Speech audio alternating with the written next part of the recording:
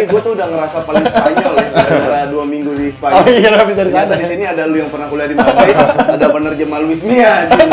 Udah luntur lagi Spanyol. Belgia datang dengan generasi emasnya. Generasi emas yang katanya bahkan digadang-gadang lebih baik daripada tim-tim seperti Italia, Spanyol. Gue udah kalah 2 kali. Gue info aja buat lu tuh, please yang gampang.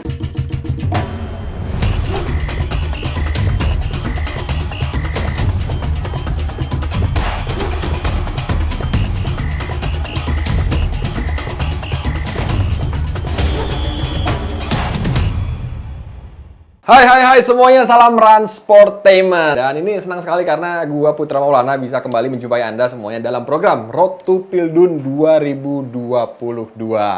Nah, ini sebelumnya gue mau ngingetin juga ke kalian semua untuk like, komen, dan juga subscribe channel Rans Entertainment dan pastinya Ransportainment ya. Nah, ini di episode kali ini ada banyak berita menarik nih yang mau gua kasih tahu ke pemirsa semua seputar pagelaran Piala Dunia 2022 mendatang. Di sini karena juga gua nggak sendiri, di sini udah ada bintang tamu yang sangat spesial, siapa lagi kalau bukan ada Bang Bes Bayu Eka Sari dan juga ada Bung Afif Sabri.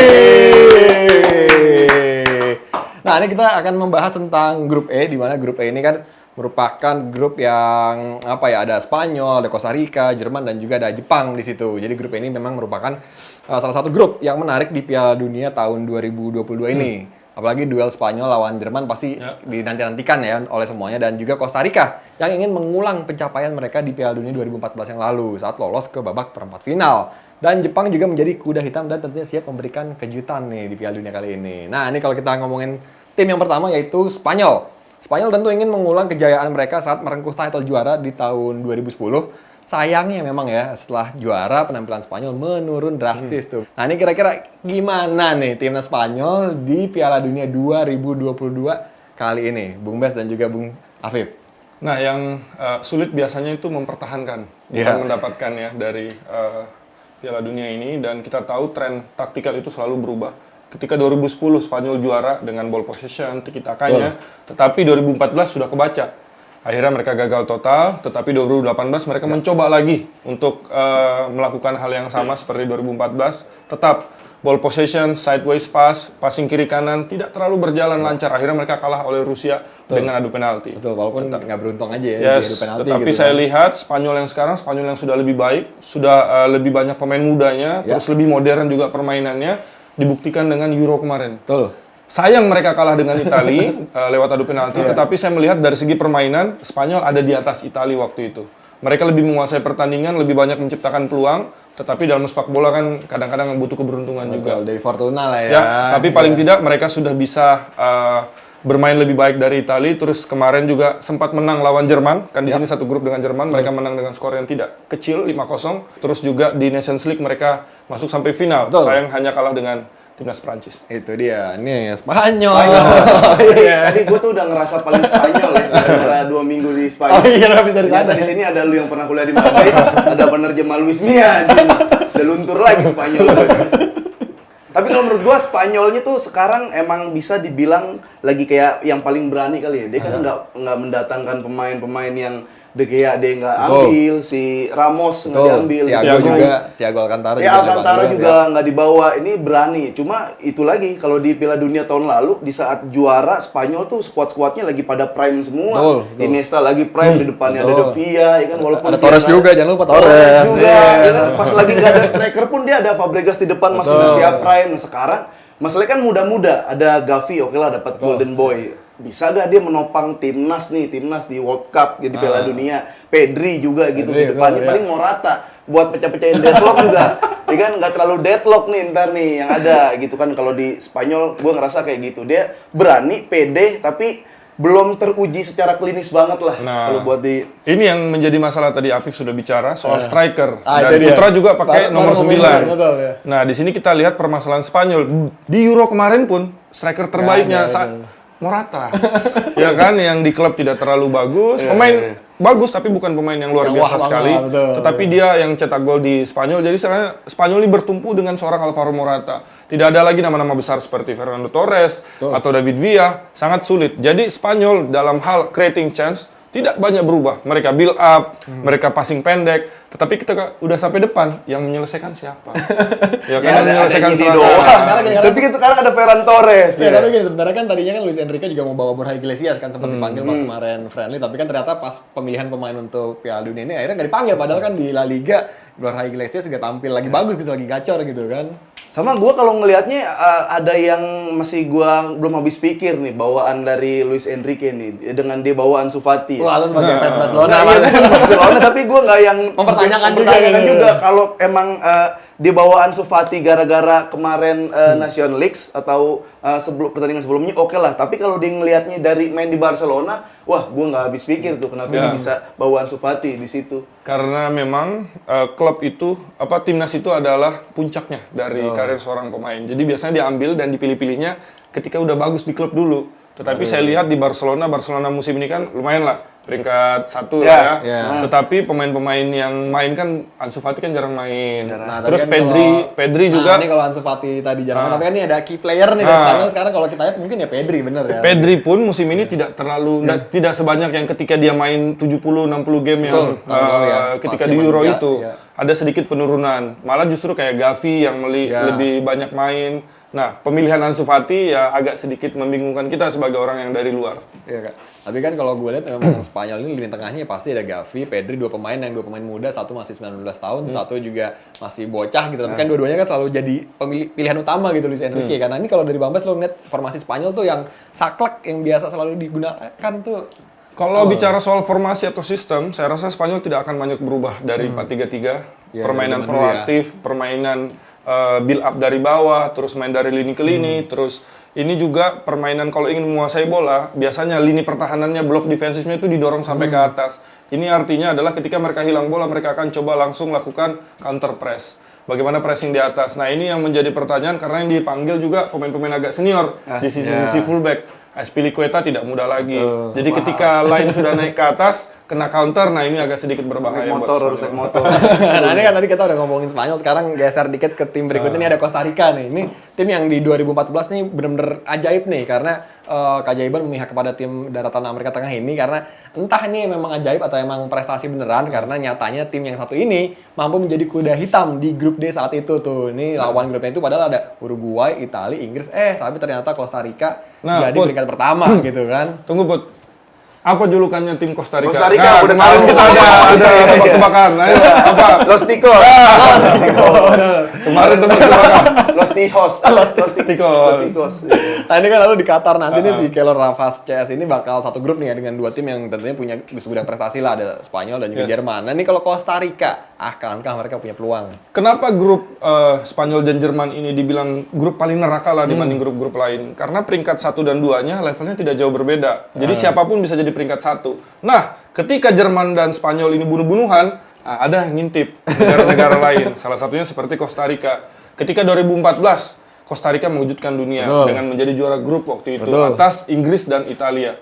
Sekarang pun saya rasa tidak akan jauh berbeda seperti tahun-tahun itu.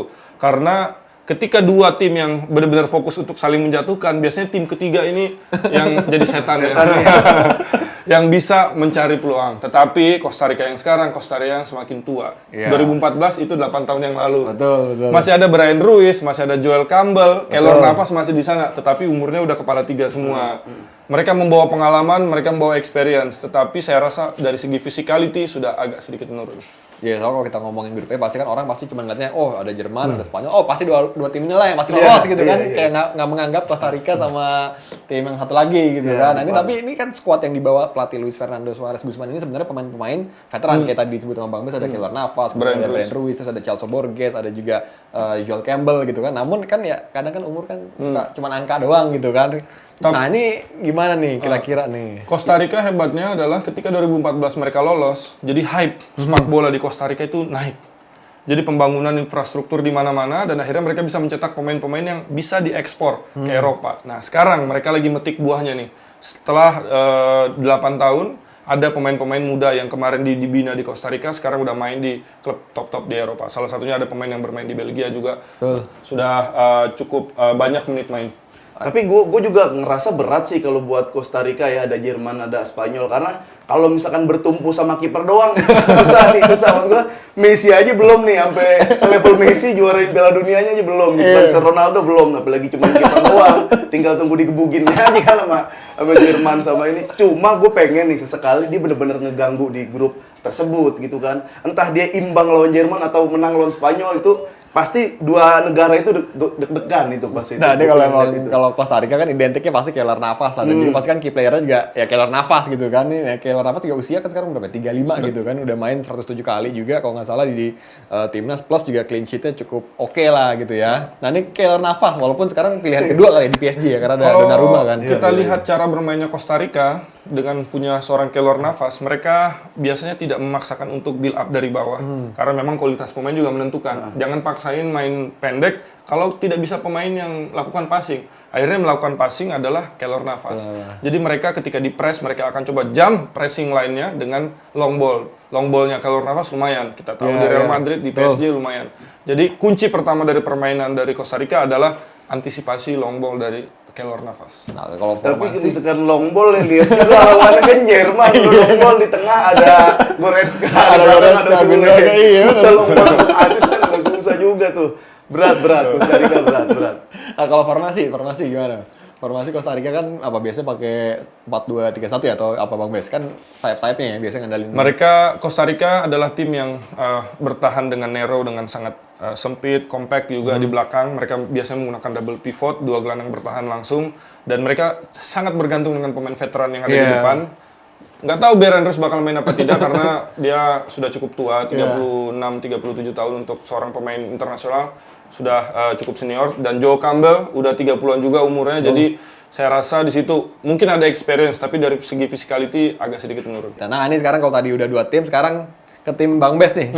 Ini Jerman kan sebagai negara dengan jumlah trofi Piala Dunia terbanyak kedua ya, tentunya setelah Brazil dengan koleksi 4 gelar nih, memang timnas Jerman telah menjadi salah satu yang terbaik di dunia. Nah, ini tim ini menjadi sorotan pada babak semifinal Piala Dunia 2014 karena kita tahu pada saat itu mengalahkan Brazil dengan skor yang fantastis di luar dugaan 7-1 dan menangi trofi setelah memupuskan perlawanan dari Argentina Messi gitu. Saya koreksi sedikit, Bung Puma. Jerman sebagai negara nomor 2 dengan koleksi Piala Dunia nomor 4 bersama dengan Italia. Jangan lupakan Italia. Walaupun tidak hadir, kan nggak ada. tapi jangan dilupakan. Bersama dengan Italia harus ada. Bersama dengan Italia sama-sama 4. Kalau ikut baru kita sebutin. Sama-sama 4 Piala Dunianya. Nah, kalau kita bahas soal Jerman adalah Jerman. Tidak bisa dipandang sebelah mata. Sekrisis-krisisnya di Jerman, tetap itu mereka pemain-pemain dari Bundesliga, Bayern Munchen masih mendominasi Eropa. Terus juga di Europa League juga masih ada tim-tim lain. Saya rasa tim ini adalah bisa jadi tim yang bangkit musim ini. Kemarin kebetulan Rans bermain dengan Persija, ngobrol dengan Thomas Doll, saya tanya, bagaimana peluang Jerman kira-kira di Piala Dunia? Dia jawab bahwa pasti prestasinya akan lebih bagus dari 2018. Karena 2018 mereka tidak lolos dari fase grup. Itu sebuah kegagalan buat Jerman. Baju yang saya pakai tahun 90, mereka juara. Terus tahun 2002 mereka masuk final, kalah dengan Brazil. 2014 mereka juara. Tahun 2018 mereka fase grup. Tahun ini saya rasa kalau mereka bisa juara grup, mereka bisa lebih jauh melangkahnya. Ya, apalagi 2018 gue inget banget tuh ya kalah sama Korea itu tuh di pertandingan terakhir kan. Udah gitu peringkat terakhir lagi kan Jerman kan, Swedia, Meksiko, Korea, Jerman gitu kan. Nah, itu kalau yang gue seneng dari Jerman tuh dia tuh nggak ada pemain yang benar-benar di tier 1 banget ya, kayak Messi, Neymar atau Haaland sekarang. Tapi walaupun ada di kayak tier kedua, dia tuh kompak gitu, jago semua dari ujung ke ujung jago, dan dia punya ada pemain fisik semua juga ada di tengah. Bahkan ada suntikan baru Musiala main betul, lagi bagus. Cuma masalah di depan kayak tinggal sisa Muller aja yang mau beken itu. Nama beken sisa Muller nih. Tapi kayaknya secara kolektif masih tetap oke lah Jerman lah. Tapi kalau dari sisi transisi perubahan tim sendiri dari Joachim Löw gitu kemudian sekarang ke Hansi Flick, nah lo melihatnya gimana nih? Kenapa Hansi Flick adalah kandidat pelatih terbaik untuk di tim nasional Jerman? Karena dia sudah tahu bagaimana konsep bermain di tim nasional Jerman, karena dia jadi asisten dulu, asisten Joachim Löw. Terus setelah dari tim nasional Jerman, dia dalam tanda kutip magang di Bayern Munchen, jadi pelatih kepala. Dalam artian magang, dia belajar di klub, tapi belajarnya sambil mencetak 150 gol. dalam satu Ya, musim. plus 6 gelar lagi kan ya. Ketika Sextuple Barcelona kan. kalah di fase Champions League, siapa pelatihnya yang dengan skor yang besar? Ya kan, Hansi Flick. Berarti dia membawa Jerman, kita tahu kan, Jerman bagaimana mereka selalu ingin agresif, menyerang juga mencetak gol banyak. Ini coba ditularkan oleh Hansi Flick ketika dia di Bayern Munchen dibawa ke timnas Jerman. Iya, bahkan ada kayak vitamin-vitamin tambahan yang kita nggak ngerti apa yang disuntikin ke pemain Munchen waktu itu juga bisa dibawa ke Jerman kayaknya. Ya karena kalau buat gue mungkin di musim ini di Piala Dunia 2022 ya pemain key player-nya mungkin ujung-ujungnya juga dari Munchen gitu kan. Mungkin Serge Gnabry gitu kan. Karena tim nasional adalah cerminan dari liga dan klub kalau di Eropa. Wah, ya. jangan ngomong gitu dong. Dan makanya Ntar tersinggung kita nih. Makanya Bayern Munchen, ketika Bayern Munchen mendominasi, ketika Bayern Munchen ada dominasi gitu di Eropa, pasti dia akan mengirimkan pemain-pemain terbaiknya. Nah, salah satunya adalah Serge Gnabry. Ya. Di mana Jerman itu kan kehilangan sosok Miroslav Klose. Betul. Ketika bisa mencetak banyak gol, punya nama besar, bintang. Nah, di lini depan Jerman, ya Timo Werner. Kan nggak dipanggil. Iya. Ada nggak ada dia, istilahnya nggak terlalu ngaruh. Nah, muncullah sosok yang bisa main juga di posisi itu. Selain Kai Havertz, tentunya yang di Chelsea, nah Serge Gnabry dengan track yang sangat bagus di Bayern Munchen saat ini bisa jadi solusi. Iya, oke, kalau di depan sih Gnabry ya. Cuma gue ngelihat di tengah atau di belakang, iya itu gue ngelihat Kimmich sih. Kimmich lagi oke Kimmich ya, juga, iya. lagi mantap. Dia yes man juga kan, main Iya, di mana back aja, kanan iya, mau, iya, main di iya, tengah iya. mau gitu kan. Terus asis-asisnya juga oke lah di Bundesliga. Gue ngelihat Kimmich selain Gnabry di situ yang oke tuh. Nah, kalau formasi Jerman dari Panzer biasanya gimana Bang Bes? Jerman itu selalu memainkan formasi dengan satu gelandang serang, di mana dalam bahasa Jermannya Raumdeuter. Jadi interpreter of space kalau bahasa Inggrisnya. Si Thomas Müller, pemain yang bermain di nomor 10. Saya melihat sepak bola Jerman ini terobsesi dengan dua hal. Apa tuh? Half space dan counter press. Jadi mereka suka melakukan ini. Kirain terobsesinya bir dan sosis ya, bir dan sosis gitu ya. Aduh kan Jerman. Pressing tinggi, gegen pressing kalau bahasa Jermannya. Terus mereka juga selalu menaruh pemain yang ada di half space. Nah, pemain yang terbaik bisa ada di posisi-posisi half space atau bahasa Indonesianya adalah ruang antar lini adalah Thomas Müller. Dengan usia yang sudah tidak muda lagi, tapi dengan pengalaman yang dia punya, saya rasa dia bisa ngasih sesuatu lebih di situ. Dan juga Jerman tahun ini dia bawa kembali si Mario Götze. Oh iya, si anak hilang. Dan lebih enaknya lagi di Jerman tuh sekarang dia mainnya memang pressing kan, gegen pressing, dan kayaknya tuh sepak bola sekarang tuh lagi tren itu terus. Bedanya sama kayak Spanyol tuh selain lawan Jerman, lawan yang ada di grup, dia harus lawan era sepak bola modern ini tuh. Harus pecendain lo. Kalau misalkan Jerman tuh udah punya tuh. Sekarang gegen pressing lagi oke, dia yang punyanya gitu. Tapi kalau emang ngomongin Jerman tuh gue juga kesiannya sebenarnya sama Marco Reus ya, nggak Selalu cedera ya? cedera gitu. Timingnya jelek banget ya. Jadi ya makanya, tapi gini, tapi kan kita udah ngomongin 3 tim dari grup E kan, tinggal 1 tim lagi nih, tim yang memang apa ya, Samurai Blue, ya kan. Satu lagi adalah Jepang. Jadi ini memang Jepang dikepung oleh 2 tim raksasa Eropa plus 1 tim dari Amerika Latin. Nah ini timnas Jepang sendiri juga memupuk optimisme tinggi nih jelang bergulirnya Piala Dunia 2022. Dan tentunya Spanyol, Jerman, Costa Rica adalah rintangan yang harus dihadapi oleh Samurai Biru. Nah ini apakah memang Jepang nih dengan skuad yang sekarang bisa dikatakan wah ya, bisa melewati hadangan-hadangan dari Spanyol, Jerman, Costa Rica gitu. Jerman itu punya masalah yang sama dengan Amerika Serikat. Di mana sepak bola bukan olahraga populer di sana. Dan tantangan mereka adalah bagaimana mengembangkan sepak bola itu dulu. Campaign sepak bola supaya sepak bola itu diterima di semua kalangan Di dengan Jepang, di Jepang dengan terciptanya komik Tsubasa mungkin bukan One Piece ya. Tsubasa. Jadi bagaimana anak-anak memainkan sepak bola dulu, tetapi itu dulu tahun 90-an. Sekarang kita sudah di tahun 2022, Jepang sudah jadi tuan rumah Piala Dunia 2002, 20 tahun yang lalu. Sekarang Jepang yang lebih populer sepak bolanya, sekarang mereka mengekspor pemain sampai ke mana-mana. Bahkan di Jerman pun, Jerman sendiri banyak pemain yang main di Liga Jerman. Bukan hanya sebagai pemain titipan atau cuman sekedar latihan, gitu, tapi mereka benar-benar main. Daichi Kamada, kita tahu Makoto Hasebe, di Eintracht Frankfurt. Istilahnya orang Jerman saja menerima mereka untuk bermain bersama di Liga Jerman. Berarti mereka apa? Mereka punya kualitas. Tidak bisa dipandang sebelah mata. Dari 20-an pemain yang dipanggil, hanya 6 yang main di Liga Jepang. Dan 6-nya itu pun Yuto Nagatomo. Pemain yang udah senior, udah tua lah ya. Pemain-pemain yang sudah pernah di Eropa, terus mereka pulang ke Jepang untuk menikmati masa tua, akhirnya dipanggil lagi. Ini membuktikan bahwa memang kekuatan Jepang itu adalah kekuatan Eropa. Oh, Iya, bahkan sampai kayak eskul di Jepang tuh lebih banyak bola sekarang saking cintanya orang Jepang sama bola. Sama jangan lupain juga di Jepang sekarang ada Kubo. Kubo Oh, tuh ya, Takefusa oke tuh, ya. iya, walaupun dia kan dibilang Messi-nya Jepang, Iya, gitu Japanese kan, Messi, Messi-nya ya. Jepang. Cuman biasanya kalau yang udah dijulukin the next Messi kan melempem. Tapi, nah dia masih kuat tuh. Ada Tomiyasu juga, ya. Dia main di Arsenal. Oke lah, lagi oke sekarang Arsenal. Ini nggak bisa dianggap remeh juga Jepang nih. Kemarin kalahnya juga si Jerman sama Korea kan. Iya. Nah, bisa kali pelatih Jepang bisa Oh, bisa iya. Sintayong. Iya. Gimana caranya nih apa kita balik aja gawangnya biar pukulan bisa juga kayak begitu. Jepang salah satunya yang jangan dianggap remeh nih di grup ini. Karena juga di Jepang nih ada pemain key playernya yang pemain Liverpool tapi lagi dipinjemin di Monaco, yaitu Takumi Minamino nih kan. Sayangnya ketika dia pindah dari pindah ke Liverpool bermain dengan sistem yang berbeda. Iya. Bermain dengan second striker, sedangkan Takumi Minamino adalah seorang second striker.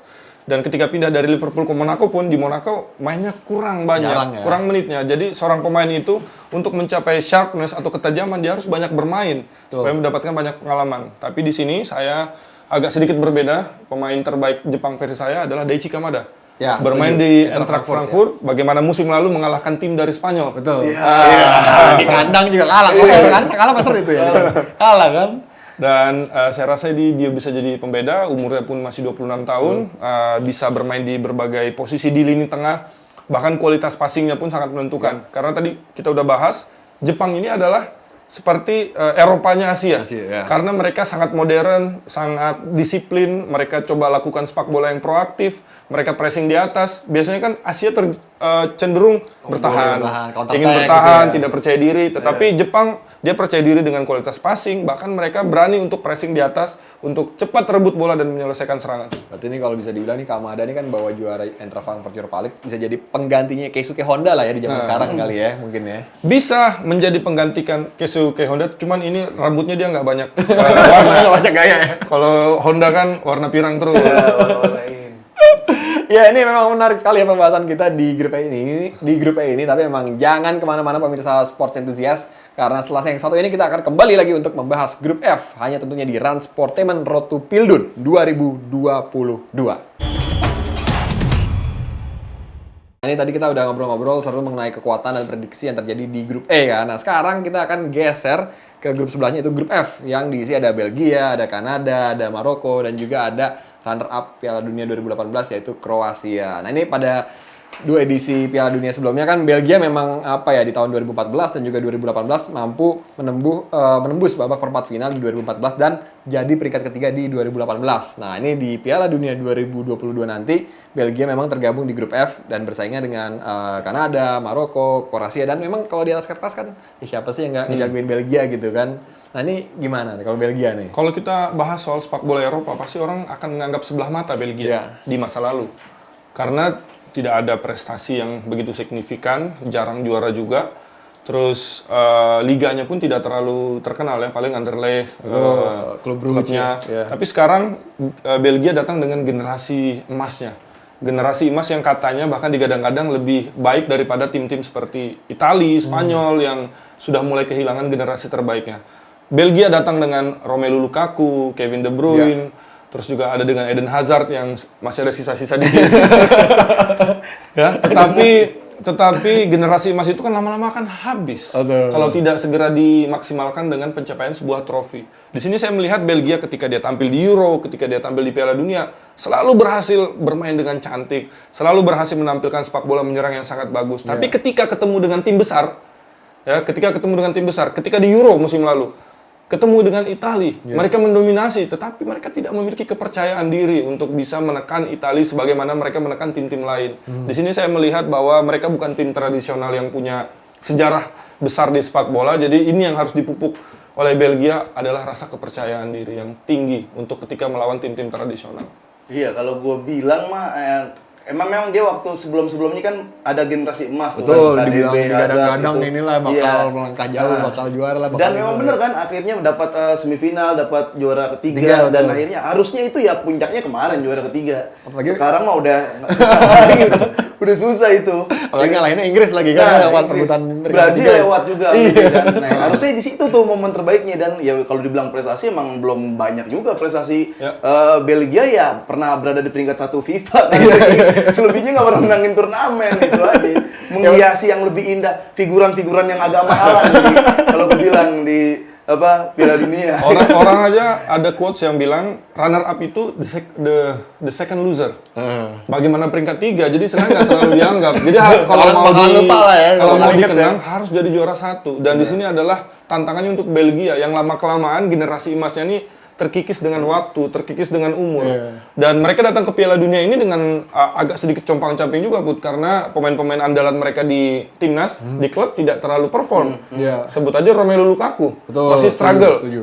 Ketika dia memutuskan untuk kembali ke Liga Inggris, akhirnya kan kita lihat jadi bahan tertawaan karena statistiknya menurun, performanya menurun. Balik lagi ke Italia, bukannya jadi lebih baik, malah terbelenggu cedera dan sebagainya. Nah, ini sekarang meragukan apakah dia akan bisa tampil di Piala Dunia. KDB mulai agak sedikit menurun juga di Manchester City di akhir-akhir ini. Kemarin habis kalah di Liga Inggris. Kalahnya baru 1 doang, 10 menit. Tapi kalau nyebut tadi KDB kan otomatis KDB pasti jadi key playernya Belgia lah ya. Kalau sekarang gitu kan. Cuman kan KDB kalau di City kan umpan ke depan yang nerima Haaland. Sekarang yang nerima Lukaku nih, yang dibilang statistiknya juga lagi nurun. Sama kayak Hazard juga yang dulu itu kan Hazard bener-bener key player setiap pertandingan tuh man of the match terus. Sekarang Monster nih, lah. sekarang langganan BPJS Madrid.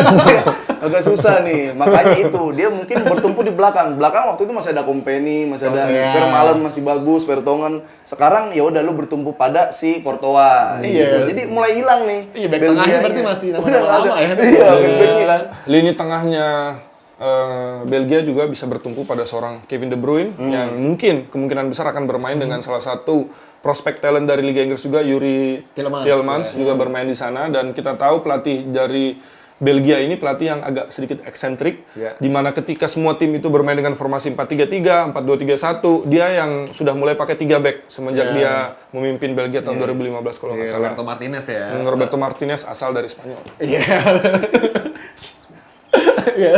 Belgia udah. Sekarang kita ke tim yang kedua di grup ini ada Kanada. Nah, ini tim yang sebenarnya unik gitu ya, timnas Kanada yang berhasil mencuri perhatian penggemar sepak bola usai lolos akhirnya ke putaran final Piala Dunia 2022 di Qatar ini. Nah, ini kan setelah 36 tahun absen nih dari turnamen ini, akhirnya tim asuhan John Herman ini kembali unjuk gigi. Nah, ini kan memang di timnas Kanada tercatat sukses meraih 28 poin dari 14 laga yang dijalani di kualifikasi Piala Dunia 2022 zona CONCACAF. Jadi memang dari 14 laga itu juga catatannya cukup bagus nih, karena 8 kali menang, 2 kali kalah plus 4 kali imbang. Nih Dan Kanada gimana? Tidak hanya sekedar lolos ke Piala Dunia, ya. Dia peringkat 1 di grupnya dan melawan tim-tim yang sudah secara tradisional lolos ke Piala Dunia. Tadi ada Costa Rica, Amerika Serikat, Meksiko yang selalu tampil di Piala Dunia, selalu mendominasi zona CONCACAF. Mereka peringkat 2. Dan sekarang ini berarti membuktikan bahwa Kanada bukan kekuatan yang bisa diremehkan, karena mereka berhasil juara di fase grupnya, walaupun fase grup di kualifikasi Piala Dunia bukan berisi Brazil, Argentina, tidak seperti Common Ball, tapi tetap pencapaian dan kepercayaan diri yang mereka dapat ketika mereka di fase grup ini bisa mereka bawa ke Piala Dunia.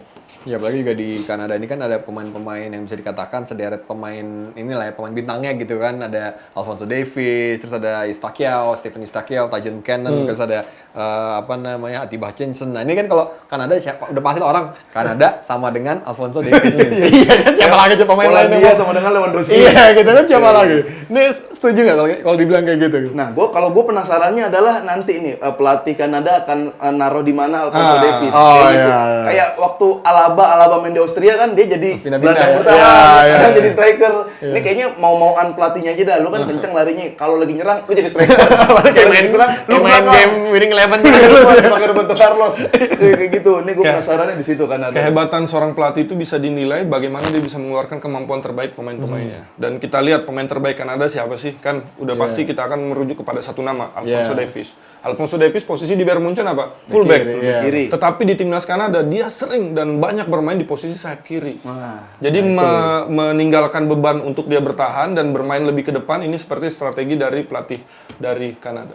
Ini memang menarik ya, kita lihat bagaimana nanti ya kan ada kiprahnya ya dengan Alphonso Davies-nya ini gitu kan.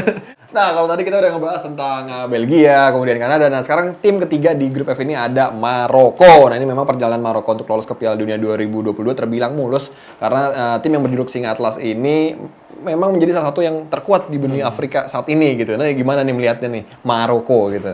Maroko kalau kita lihat kiprahnya sebenarnya jarang ya tampil di Piala Dunia, tetapi tahun ini mungkin mereka berhasil melakukan peremajaan skuad dan juga pemain-pemain yang bermain di Eropa kembali lagi ke Maroko. Ada Hakim Ziyech, terus ada juga salah satu fullback terbaik sebelum dia pindah ke PSG, Achraf Hakimi. Ya, Achraf Hakimi Turun banget tapi di PSG. ketika main di Inter luar biasa loh. Ya Ketika sekarang main di Real Madrid luar di biasa. PSG juga luar biasa juara gitu ya.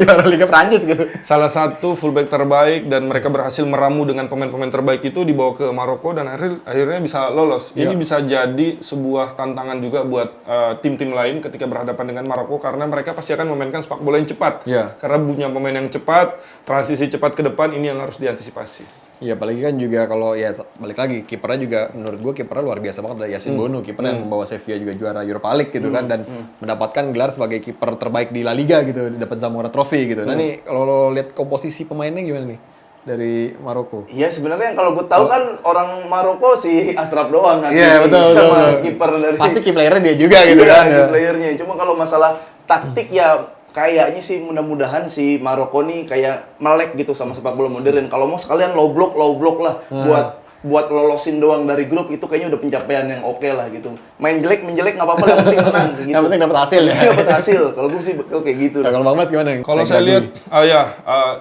salah satu kelemahan dari Maroko adalah mereka sangat mudah untuk mengganti pelatih. Oh. Ya, mereka sudah mengganti 3 pelatih menjelang Piala Dunia ini di fase kualifikasi sampai sekarang akhirnya mereka pakai pelatih lokal. Ya. Sekarang, tetapi bagusnya pelatih sebelumnya dan pelatih sekarang menggunakan formasi atau sistem yang kurang lebih sama. Oke. Mereka ingin coba memainkan sepak bola modern, bermain dengan formasi 4-3-3, coba bikin dari kaki ke kaki. Kita tahu Maroko jaraknya dengan Spanyol kan tidak terlalu jauh. Iya. Jadi kita tahu banyak juga orang-orang yang istilahnya imigran ke Spanyol, akhirnya bekerja, menetap di sana, akhirnya kembali ke negara mereka lahir. Contohnya Achraf Hakimi, yang kita tahu dia besarnya di Spanyol kan, dia membawa filosofi Spanyol. Terus belum lagi pemain-pemain dari Prancis, bermain di Liga Prancis, Amin Harit, Ya, benar, Olympique Lyon, ya. dia punya double nationality, bisa bermain untuk timnas Prancis, tetapi dia memilih Maroko. Nah, pemain-pemain yang double nationality seperti ini yang biasanya tuh jadi pembeda, karena mereka membawa sesuatu hal yang nggak ada di liga lokal timnas Maroko. aslinya gitu ya. Berarti kayak juga sama kayak Sofyan Amrabat, terus ada juga si Youssef Enesiri Yes. yang di Sevilla gitu kan, yang sempat meledak juga tuh pas di La Liga kemarin gitu kan. Nah, berarti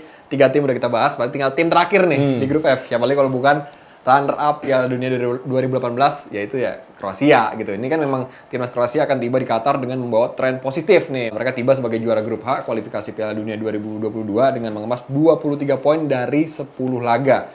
Walaupun memang ya perjalanan menuju Qatar agak terjal dikit, namun Kroasia memang menampilkan penampilan yang heroik, apalagi juga di babak kualifikasi gitu. Gimana Kroasia? Kroasia ini yang pertama paling gue demen jersinya ya. Iya. Jersinya bagus.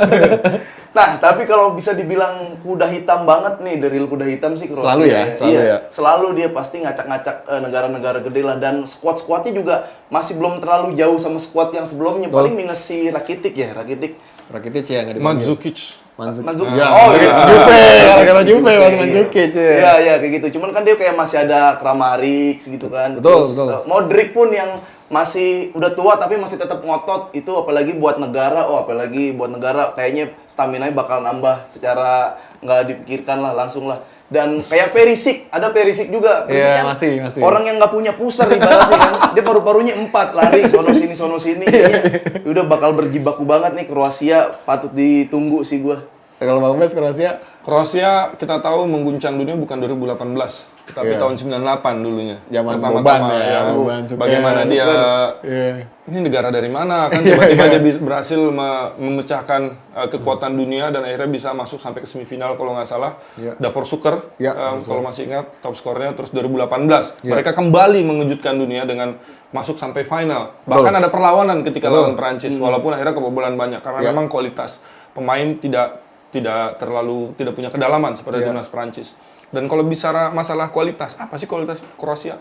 Mereka memain sepak bola menyerang. mereka melakukan pressing atas, mereka menekan, mereka tidak bertahan. Kalau misalnya kita bahas tim-tim dari misalnya dari Eropa Timur, kebanyakan mereka akan lebih banyak long ball, lebih direct, lebih banyak bertahan karena posisi lebih besar, tetapi tidak dengan Kroasia. Mereka coba bermain dari kaki ke kaki, mereka coba bermain progresif pass. Kita tahu Luka Modric bukan orang yang istilahnya tidak pernah dapat gelar apa-apa. Dia juara Champions, bahkan dapat Ballon d'Or.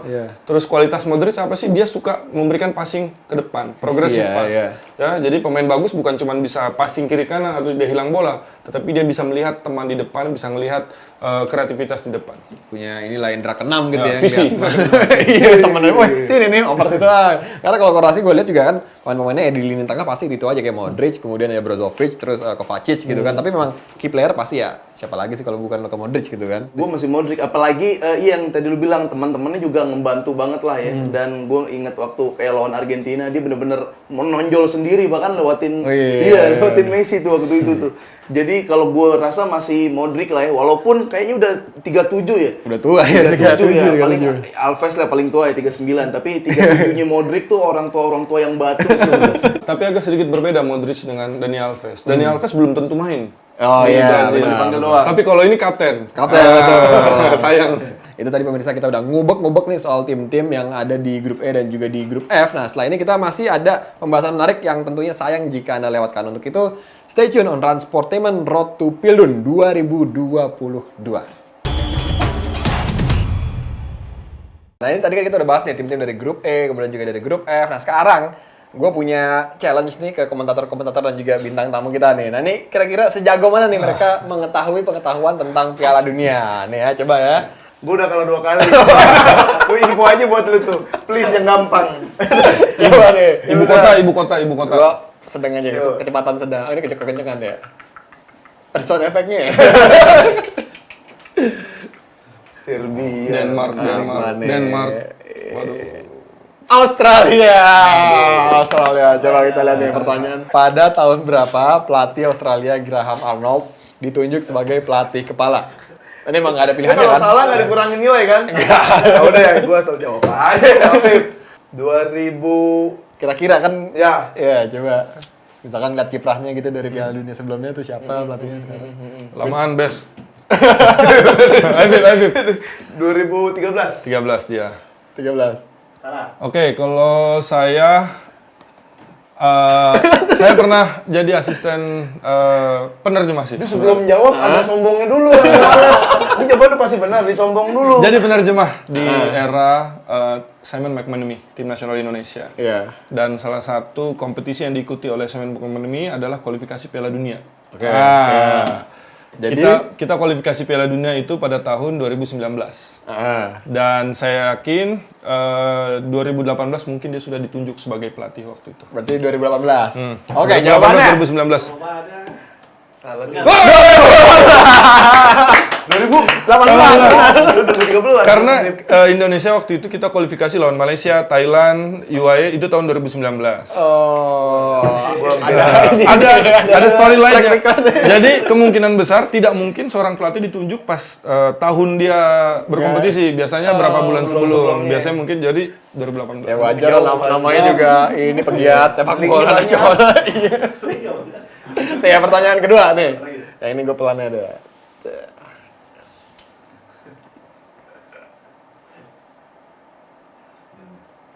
Qatar lah.